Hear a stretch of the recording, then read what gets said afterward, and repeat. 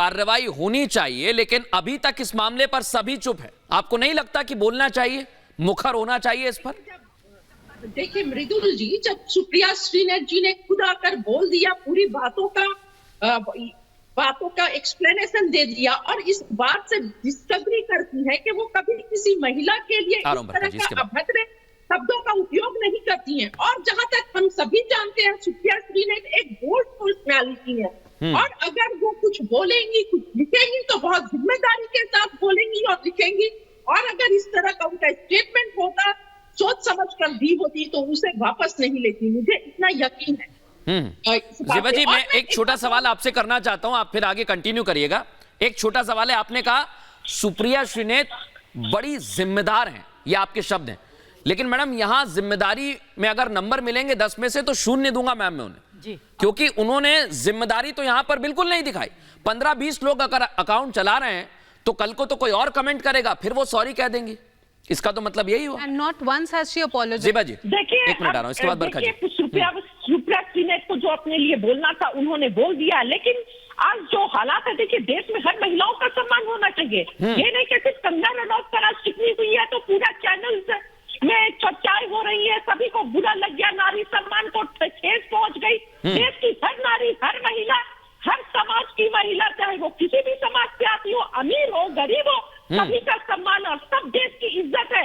लेकिन यही जब कंगना रनौत जी उर्मिला मातोंडकर के बारे में बोलती हैं, तब पूरी मीडिया कहाँ रहती है? क्या उर्मिला मातोंडकर को माफी नहीं मांग? उर्मिला मातोंडकर के काम में कंगना रनौत जी को माफी नहीं मांगनी चाहिए थी? ज़ेबा जी, जब किसान आंदोलन पर ज़ेबा जी एक छोटी सी बात, ज़ेबा जी बिल्कुल मैंने आपकी बात सुनी, एक छोटी बात कहना चाह रहा हूं ज़ेबा जी, ज़ेबा जी एक छोटी बात कहना चाह रहा हूं। मुझे लगता है शायद आपने मुझे सुना ही नहीं शुरू से।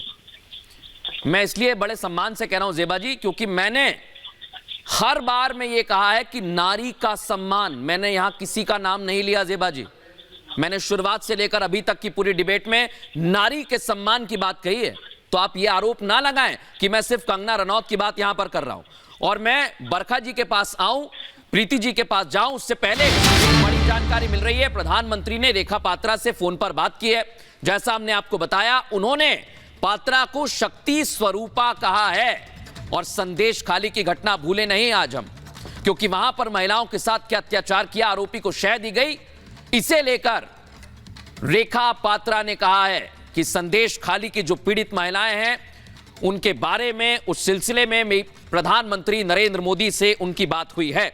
और बरखा जी मैं आपको चर्चा में लेकर आ रहा हूं, क्योंकि यहां नारी सम्मान की बात है, लेकिन कभी सनातन का अपमान, कभी प्रधानमंत्री का अपमान और महिलाओं का अपमान तो आप देख ही रही हैं। बरखा जी देखिए, सारे अपमान आपने गिना दिए हैं, लेकिन मुझे यह नहीं समझ आ रहा कि यहाँ सभी जो लोग बात कर चुके हैं डिफेंसिव मोड पे हैं, जस्टिफाई कर रहे। अभी मैडम जो आई थी उन्होंने तो बढ़ावा ही दे दिया, उन्होंने कहा कि उनको पूरा विश्वास है। और ये संदेश खाली तो भूलना ही नहीं चाहिए, अभी किसी को भूले नहीं है। लेकिन मेरा एक सवाल है, आज के युग में, सोशल मीडिया के युग में, जब 2 वे ऑथेंटिकेशन होती है, आप पहले आपके अकाउंट ने आपको दे दिया कि गो अहेड, आप कुछ भी पोस्ट कर दी, इतनी ऊंची मानसिकता आपकी, आपने इतनी गंदी बात कैसे आपके मन में भी आई, आपके शब्दों में भी कैसे, और उसके बाद आपकी ऑडेसिटी उसको लिखने की भी बहुत बहुत बड़ा प्रश्न चिन्ह है कि आपकी इतनी ऊंची मानसिकता। और आप फिर कहते हैं कि आप वुमेन के लिए बात करते हैं, आप महिलाओं के मुद्दों पे बात करते हैं, आप महिलाओं को आगे लेना चाहते हैं। आप ऐसी बातें भी साथ के साथ करते हैं। हिपोक्रेसी की सारी सीमाएं आपने पार कर दी। सुप्रिया जी ने ये पहली बार नहीं किया, उन्होंने स्मृति जी को पहले कहा था कि वो धब्बा है, ये औरत एक धब्बा है, मैं आज भी नहीं भूली। उन्होंने कहा ये मंत्री एक धब्बा है, मैं आज भी नहीं भूली। उन्होंने पुरुषों को भी नहीं बख्शा, नाली का कीड़ा कहा संबित पात्रा को। दिल दहल जाता है जब हम ये रोज के टीवी। और आज जब महिलाओं की बात हो रही है बरखा जी, आपने बहुत महत्वपूर्ण मुद्दे उठाए, लेकिन रेखा पात्रा जो कि महिला उम्मीदवार है बीजेपी की, और संदेश खाली में महिलाओं के साथ क्या हुआ, उन्होंने प्रधानमंत्री से बात की है। मैं दर्शकों को सुनवाता हूं और इसके बाद चर्चा को आगे बढ़ाएंगे। सुनवाइए जरा, ऑडियो अप करिए। रेखा जी नमस्कार। नमस्कार प्रधानमंत्री जी, आपका बहुत धन्यवाद। सवार प्रथमे अपना के शुभेच्छा जानाई। आप एक बड़ा दायित्व निभाने जा रही है, इस समय कैसा लग रहा है? बहुत अच्छा लग रहा है, और आपका हाथ मेरे सर पे है। मेरा संदेश खाली का माँ बहन की सर पे आपका हाथ, आप तो हमारे लिए भगवान समान है। लग रहा है राम जी हमारा साथ है और राम जी का हाथ हमारा सर पे है। ऐसा है, इन माताओं बहनों का हाथ मेरे सर पे है। रेखा जी, मुझे आपका मैसेज मिला था। मैं यथासंभव कोशिश करता हूं कि बीजेपी कार्यकर्ताओं से बात करता रहूं। मैं जानता हूं आप बंगाल की विपरीत राजनीतिक परिस्थितियों में प्रचार कर रही हैं।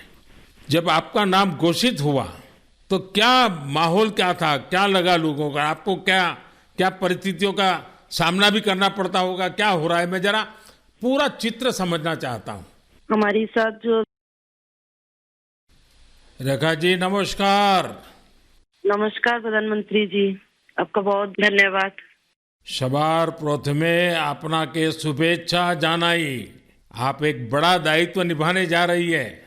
इस समय कैसा लग रहा है? बहुत अच्छा लग रहा है और आपका हाथ मेरे सर पे है। मेरा संदेश कली का माँ बहन के सर पे आपका हाथ, आप तो हमारे लिए भगवान समान है। लग रहा है राम जी हमारा साथ है और राम जी का हाथ हमारा सर पे है। ऐसा है, इन माताओं बहनों का हाथ मेरे सर पे है। रेखा जी, मुझे आपका मैसेज मिला था। मैं यथासंभव कोशिश करता हूं कि बीजेपी कार्यकर्ताओं से बात करता रहूं। मैं जानता हूं आप बंगाल की विपरीत राजनीतिक परिस्थितियों में प्रचार कर रही हैं। जब आपका नाम घोषित हुआ तो क्या माहौल क्या था, क्या लगा लोगों का? आपको क्या क्या परिस्थितियों का सामना भी करना पड़ता होगा? क्या हो रहा है, मैं जरा पूरा चित्र समझना चाहता हूँ।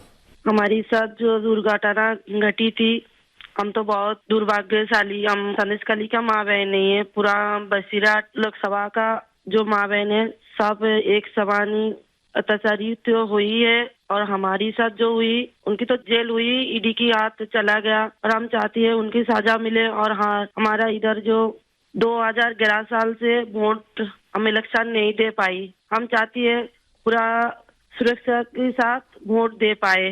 हम वोट दे पाएंगे, संदेश कली की माँ बहन और भी खुश होगा।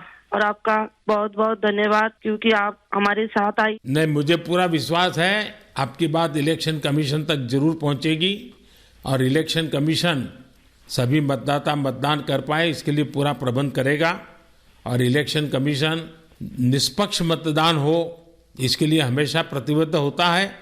हम भी आशा करेंगे कि इलेक्शन कमीशन आपकी पीड़ा समझे कि आपने 2011 से आपने वोट नहीं दिया है। तो ये बहुत ही दुखद बात है कि बंगाल में किस प्रकार से सरकारों ने व्यवहार किया है। लेकिन रेखा जी, जब ये आपका नाम घोषित हुआ, आपको चुनाव में कैंडिडेट बनाया, वो जब समाचार मिला तो आपके पड़ोस में अड़ोस में और आप जो इतना बड़ी लड़ाई लड़ी हो, सब में क्या मैसेज गया? सबका कैसा रिस्पॉन्स है? सब लोग खुश है। 2-4 टीएमसी की जो माँ बहन थे उन्होंने विरोध किया, उन्होंने अभी मान लिया और उन्होंने भी फिर से हमारी पास मैसेज, वीडियो कॉल से मैसेज भेजा। उन लोगों ने जो किया वो तो टीएमसी की बुलाने पर किया है, उन्होंने जोर जबरदस्ती करवाई गई है और नहीं होगा। जो किया उनके लिए उन्होंने माफी मांग रही है। तो हमारे कोई उनका ऊपर कोई दुश्मनी नहीं है क्योंकि वो हमारे माँ बहन, हमारी भाई बाप है। हम तो सबके लिए लड़ेंगे क्योंकि उन्होंने हमारे लिए लड़ रही है, हम उनके लिए लड़ेंगे। जो जमीन, जो सम्मान लौटाया जाए इसके लिए पूरा कोशिश करेंगे।